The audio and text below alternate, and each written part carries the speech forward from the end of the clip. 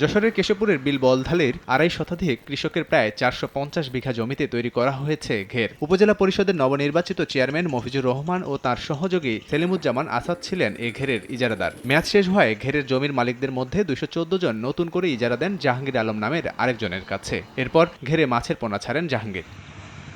অভিযোগ উঠেছে ঘেরটি জোর করে দখলের চেষ্টা করছেন উপজেলা চেয়ারম্যান। পুরাতন চুক্তির স্বাক্ষর জালিয়াতি করে তৈরি করেছেন নতুন চুক্তিপত্র। পাশাপাশি ঘের ছাড়তে রাজি না হওয়ায় পুলিশকে দিয়ে ক্রসফায়ার ও পরে লাশ ঘুমের হুমকি দেন জাহাঙ্গীরকে। এ নিয়ে আদালতে মামলা হওয়ার পর এখন মামলা তুলে নিতেও জাহাঙ্গীর ও তার পক্ষের লোকজনকে হুমকি দেওয়া হচ্ছে। আমার মফিজুর রহমান উপজেলা চেয়ারম্যান হওয়ার পরে, নতুন চেয়ারম্যান হওয়ার পরে আমার বিভিন্ন কায়দায় হুমকি দামকি এবং থানা পুলিশ দিয়ে আমার বিভিন্ন কায়দায় প্রাণনাশের হুমকি। পূর্বের যে ঘের মালিক ছিল সে আমাদের ঘের জোর করে জবরদখল করে নিতে চাইতেছে। ভুক্তভোগীদের অভিযোগ ভিত্তিহীন ও মনগড়া বলে দাবি করেছেন উপজেলা চেয়ারম্যান মফিজুর। নগদে ৫০০ টাকা বা তার বেশি পেমেন্টে পেতে পারেন ঢাকায় জমিসহ ২০ কোটি টাকার পুরস্কার। যে ছেলেটা যে মিথ্যা অভিযোগ যেটা নিয়ে আসছে ওইটা হচ্ছে ও ৫০ বিঘি মতো লোকের আপনার স্বাক্ষর করেছে আর কি। ঘেরের মালিক হচ্ছে আমি, আর নতুন করে যেটা ডিট হয়েছে সেটারও মালিক আমি।